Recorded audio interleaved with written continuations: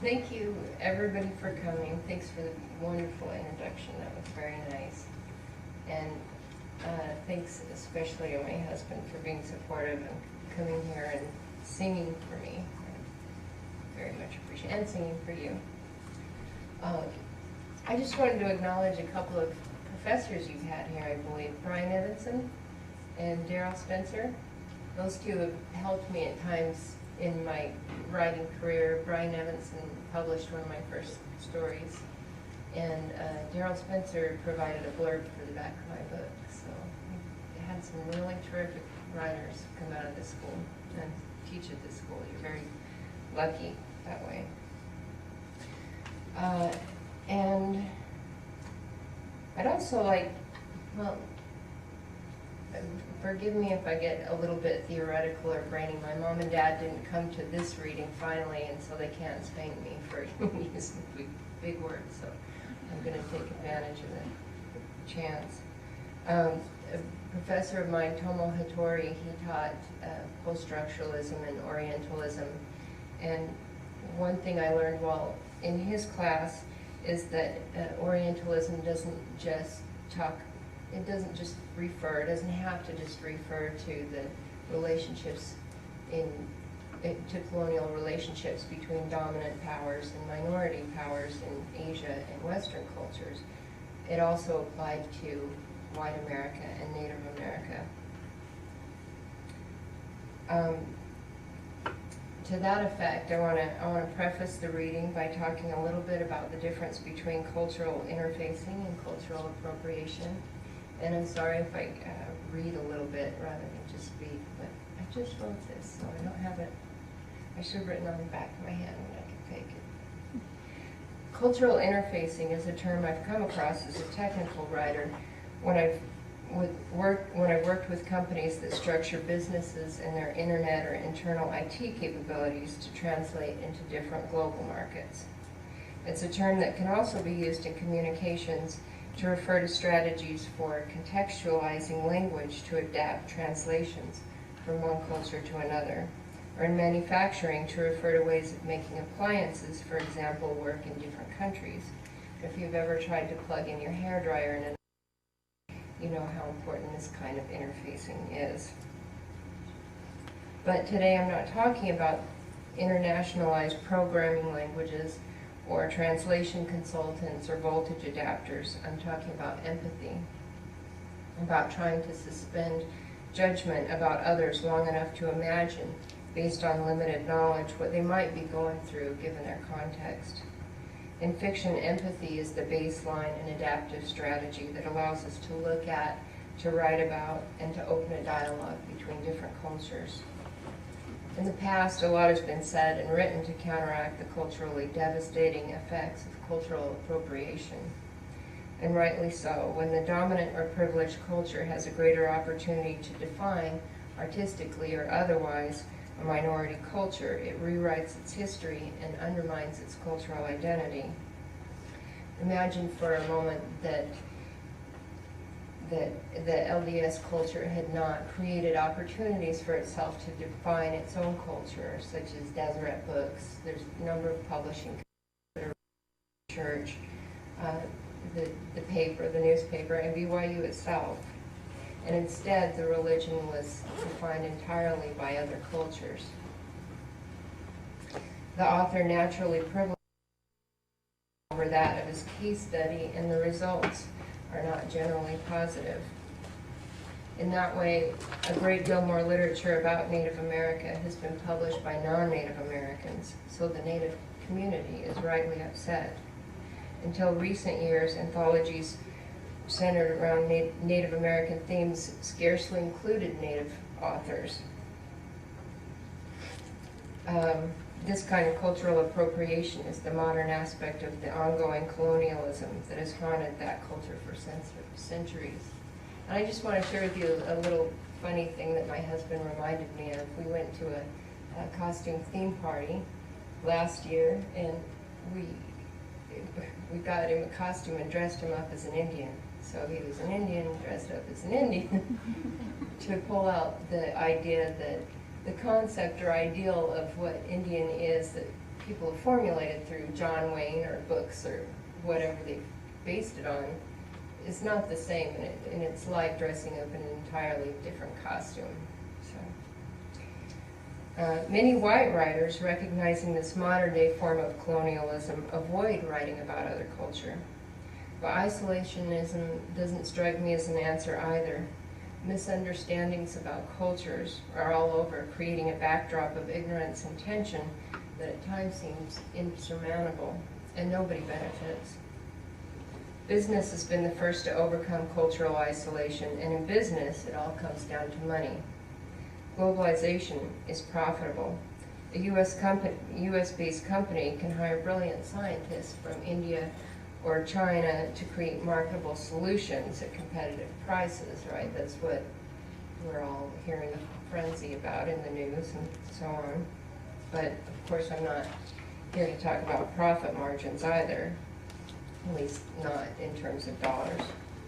I'm talking about using art as a way for cultures to interface without offending one another with cultural appropriation, by taking a look at one another's culture from the outside in, rather than taking the position that it's possible to write from inside the other's body of meaning and signification, using empathy and honesty as the baseline for cross-cultural understanding, which it goes without saying stands to enrich our lives. Writing from the outside in might mean making a number of artistic choices.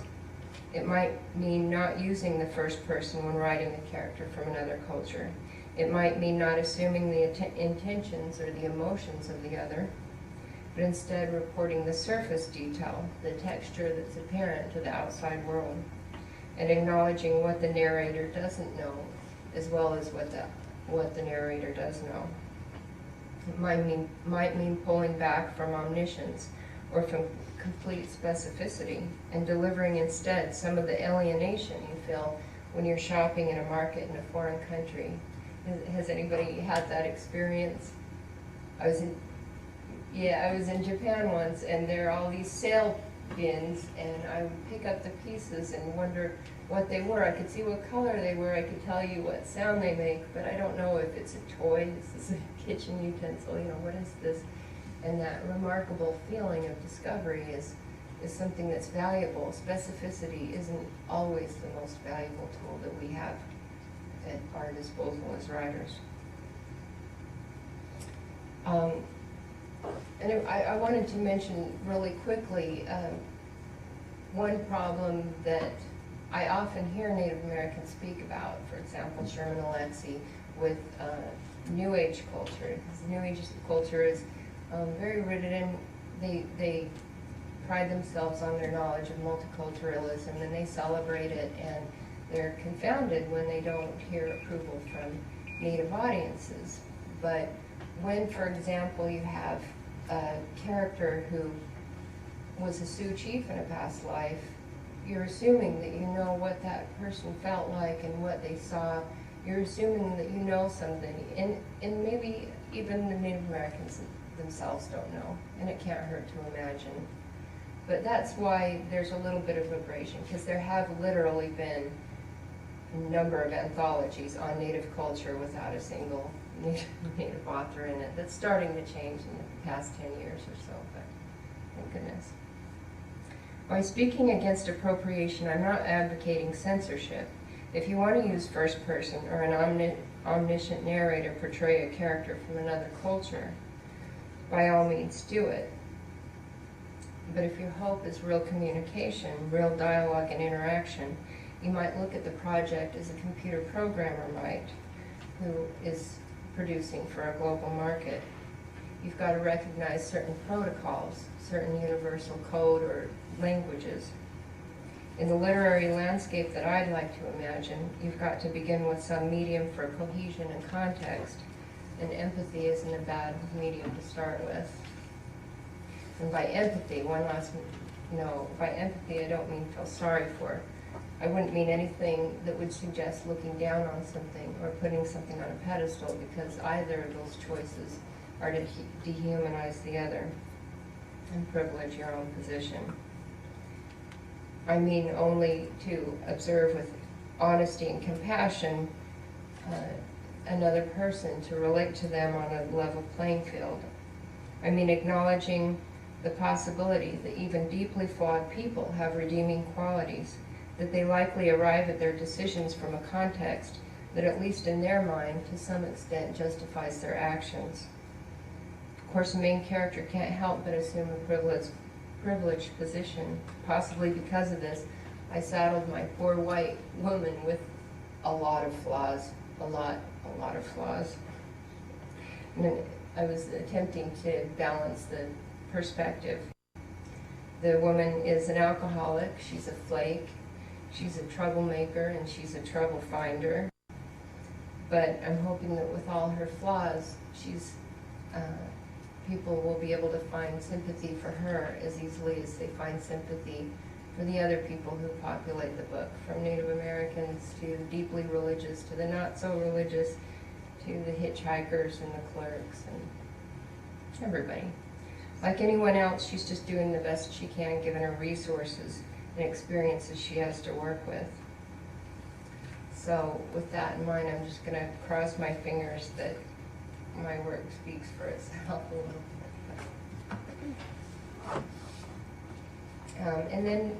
And then when I'm finished, I'll open up for questions if anybody has any, or you could ask David questions.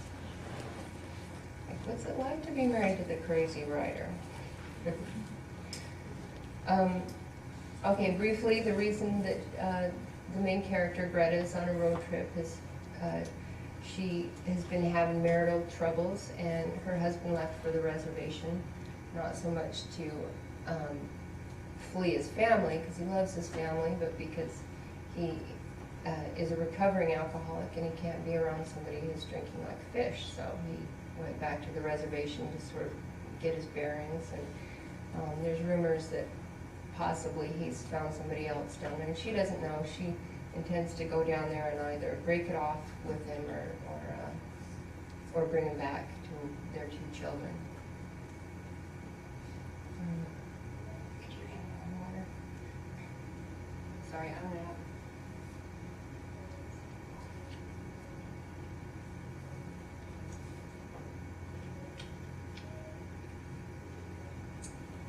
There's something beautiful about a golden naked woman lying in the sand, which is why Greta is stretched out here in the not terribly hot late afternoon sun. But she is not a golden woman looking beautiful in the sand. She's swollen from drinking gin and is blazing vermilion like the red rock around her. Her sunglasses pressure her temples, and the pajamas wadded up beside her smell like the janitorial closet of an old canasta-addicted smoker.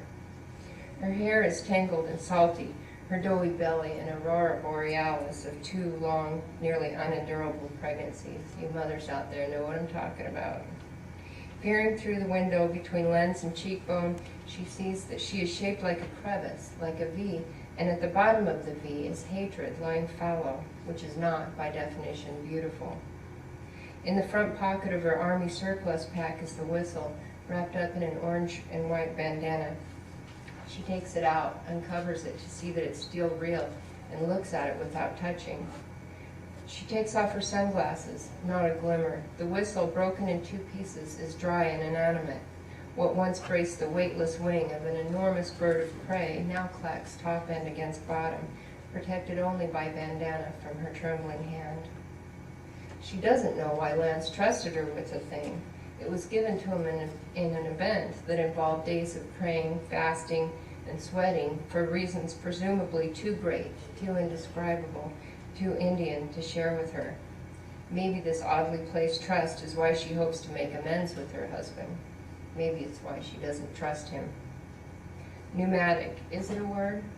She'll be glad to be rid of the thing, of the responsibility of it, but as yet she hasn't thought of something appropriate to say to Lance, and the detour she would have hoped would inspire words is instead making her sleepy.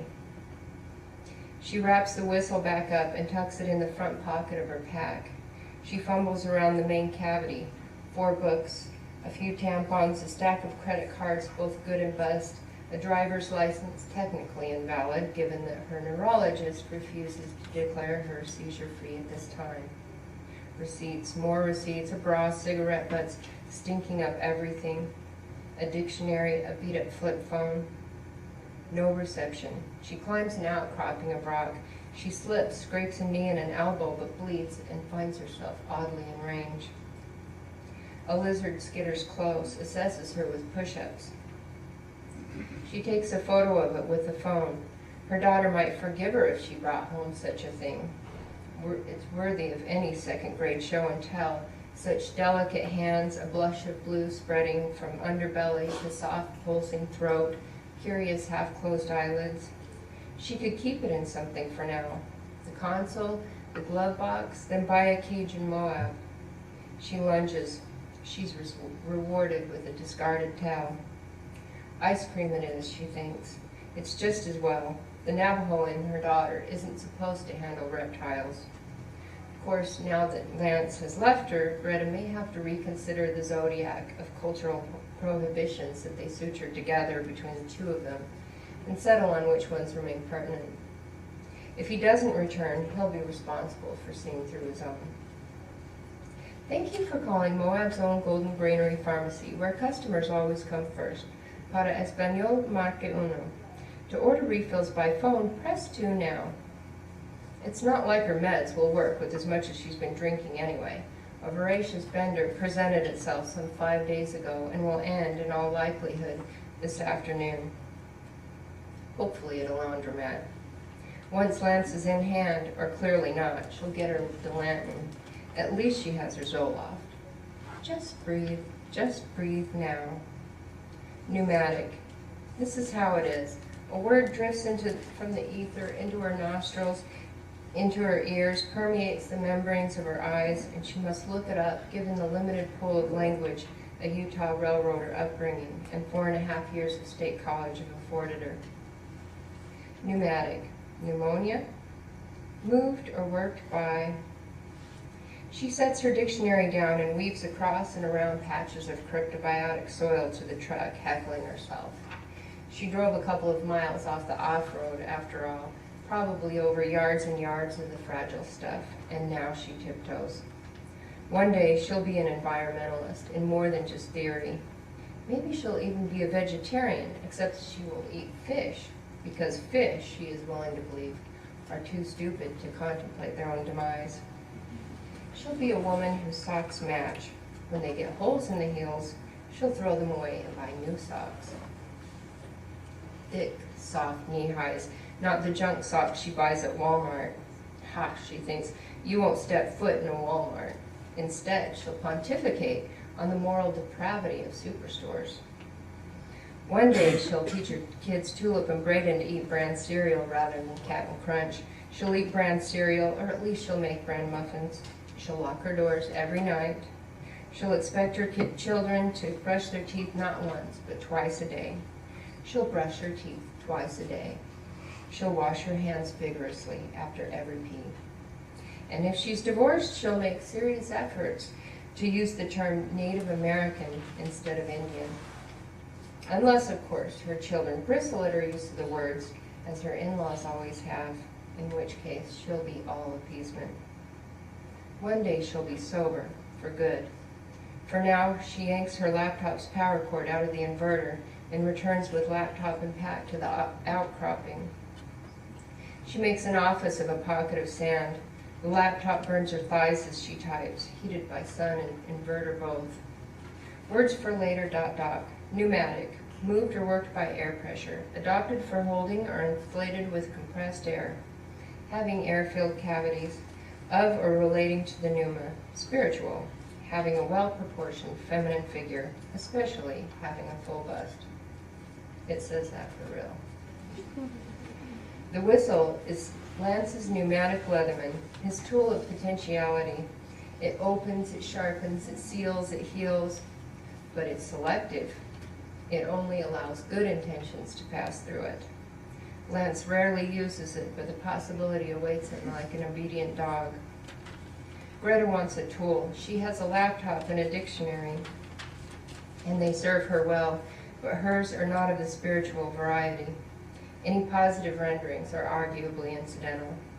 The idea behind the whistle is that it can make everything right, or at the very least say thanks, because that's what it was meant to do.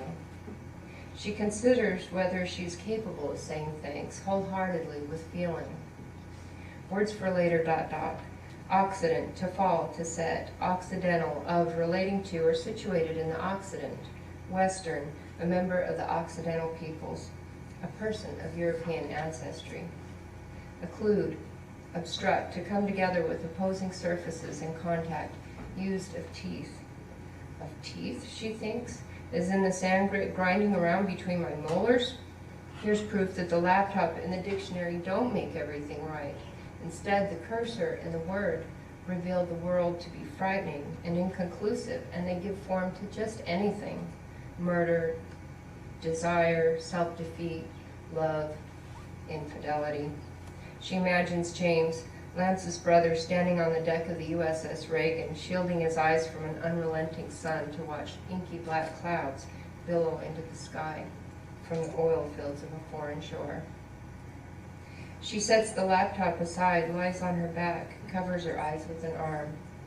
With or without words, or for that matter, blue-bellied lizards, the world is a gaseous place. To leave a message with a pharmaceutical representative, press 3 now. To contact the grocery or Super Saver photo lab, press 4 now. To learn more about the Golden Granary Customer Rewards Program, press 5 now. To hear pharmacy hours, words for later ... Gaseous, having the form of or being gas, also of or relating to the gases, lacking substance or solidity, gassy. Example, trick phrases and gaseous circumlocutions. Edwin Newman. Sand wafts into her nose and mouth, tasting of chalk. She rolls over for a bug's eye view. She sees just what's in front of her, but understands there's miles and miles of the stuff. In the beds of canyons, at the bases of buttes, in the holes of her ears. In a photo, the banks of sand might look like you could spray them with whipped cream and take a slice. But up close, there's nothing pure about them. Ants and spiders and snakes make trails, traversing sticks and stickers without notice, tracing S's in the sand. When she breathes in, her cheeks pressed against the warmth, the granules rub at an already sore throat. When she breathes out, dust drifts into her eyes. Her hip bones sink into the sand and her back arches till it aches. She checks her voicemail. Lance's mother, Renee, has left her 4 messages on her answering machine, telling her to stay away. Lance has a new life she need not interfere with. You leave that boy alone. He's getting a new life. He's got his way and you got yours. Greta wonders whether Renee sees their children as part of Lance's old life or his new one. She'd like to know when he crossed the line between then and now. To Greta, it is one life, her life. And the lines are made up of prejudice and accident, not time. She replays 2 saved messages from her own mother. Did you register that Hoover yet? You have to register the darn thing if you expect them to honor the warranty. I didn't buy you a vacuum just so you could break it and not get it fixed. God knows you'll break it eventually. She can't deny it. She's a breaker of small appliances, or at least an abandoner. Her last vacuum was used, her grandmother's. She couldn't figure out how to remove the bag, much less find the one the right size to replace it. The sales rep at Sears laughed at her. Wow, this old thing, I don't know. The bag ultimately became so full of sediment it exploded, and she itched for 2 days. Rather than admit she didn't have the will to eBay for antique vacuum bags, she told her mother the thing's motor died a sad death in an incident involving yarn and tacks. I guess just to mention, this vacuum bag image is where the title of the book came, The Ark and the Sediment. The Ark is the vacuum bag, and it's a metaphor for a few different things, but it sounds more clever than it is. To delete, press 7. Her mother's second message. Greta, is that you? Look, honey, there's something wrong with your voicemail. I'm just hearing noises and a beep. Are you there? Is this a trick? I'm concerned. Greta finishes off a pint of Gilby's gin and fills it with red sand, a bottle of magic sand, she tells herself, a tool with which she can appropriate herself to an ideal life. Motherhood, gainful employment, bay windows, unexpected, pleasant circumstances. Her husband is unclear to her now. She wonders whether she's ever seen him in a moment of clarity. The memory of his face seems overexposed in the harsh afternoon light, a fleshy russet potato of a map. She sees not his parting words, but the words she's used to describe his face. Wide, elegant, thick-lipped, summoning, dividing. At times, an undershot jaw. She's been told the dark lips trace the health of liver, of heart. She sees also the words with which he has been described to her, an angry brow, accusatory eyes, a willful stride, a knowing grin. What, he wants his land back? Her uncle said once, studying a framed photo Greta had hung in the hallway. An image of a red cloud quote, scrawled on the wall of a BIA office during a name siege. It said, "They made us many promises, more than I can remember, but they never kept but one. They promised to take our land, and they took it." He shook his head with the force of certain cartoon characters, said, "It ain't never gonna happen, they might as well get used to it. Why they always have to walk around so pissed off all the time is beyond me. It's not like we call them savages or shoot them off a horse anymore." He pointed to a black and white Greta had taken a glance at LA's Venice. Whenever I grabbed a dictionary, I would see the perfect word, and not only was it a perfect word, but the order of the words that surrounded it seemed, and I recognize this as just being obsessive and unreasonable, and most of me doesn't really believe this, but part of me felt like somebody had surely written the dictionary to mess with my head. Just worked out that way. And some of the passages, I do a lot to compare, as I said in the introduction, Orientalism to the state of white America versus Native America. And to do this, I used a lot of books that have been written about the so-called Orient, which, doesn't really exist as such. And books that have been written by Westerners, well, and some by non-Westerners. So I used, for example, The Lover by Dura. Has anybody read The Lover or seen the movie? It's a terrific book. That's a great book, a great exercise in writing, I think. So I would I would take a passage from The Lover and project what this character would see and take some of the words out, put some of Greta's language in to see what would happen. And this is what she does in order to see the world in a different way when she's feeling stuck or barriers that she just can't get past. She tries to see something through somebody else's perspective or through the dictionary and strict vocabulary.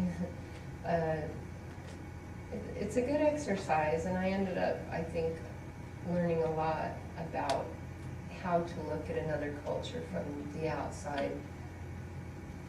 There's another one, I talk about Madame Butterfly, the play, and have kind of embedded in there a critique of Madame Butterfly, where there's no real good option. You wouldn't want to be Butterfly, and you wouldn't want to be any of those characters. And there's a great play called M. Butterfly, if you ever get a chance. David, how do I spell that? H-W-A-N-G. Oh, it's so good. You have to read it. And he talks a lot about the different relationships, both gender relationships and cultural relationships that are basically built into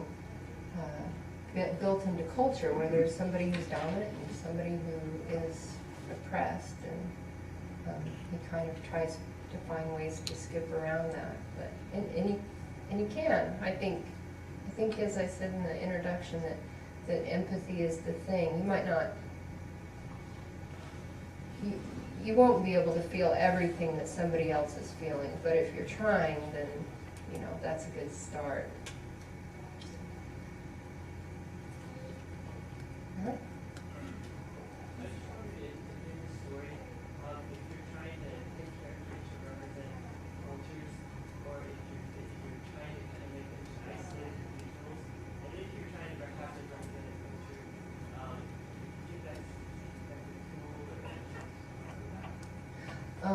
Thanks. I like that.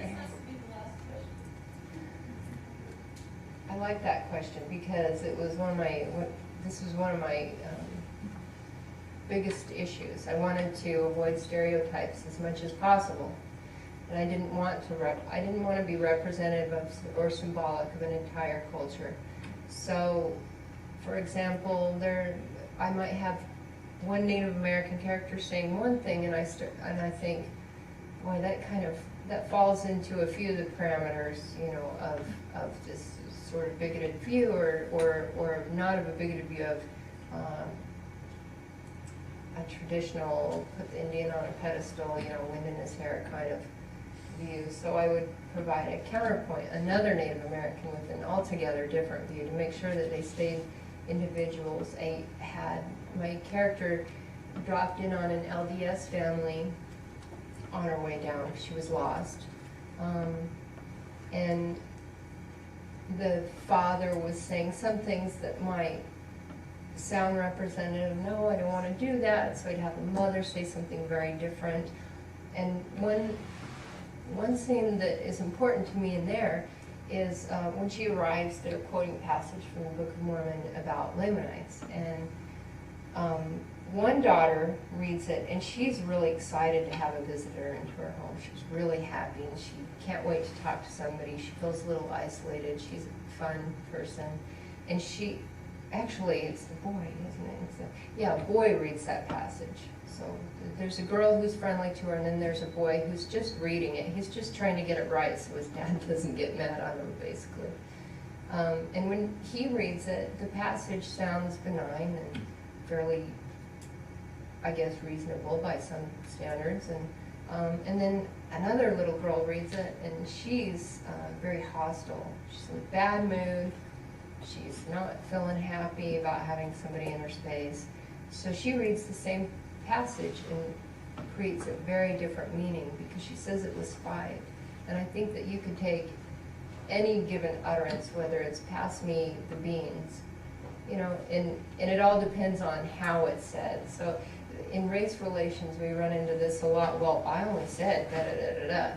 But it's not necessarily what you say, it's how you say it. It's all about the context. And somebody else could say something that would sound horribly racist. And yet if it's said in a different spirit, it might be taken as joking, as let's make fun of those racists out there. You know what I mean? So context is absolutely everything. Is it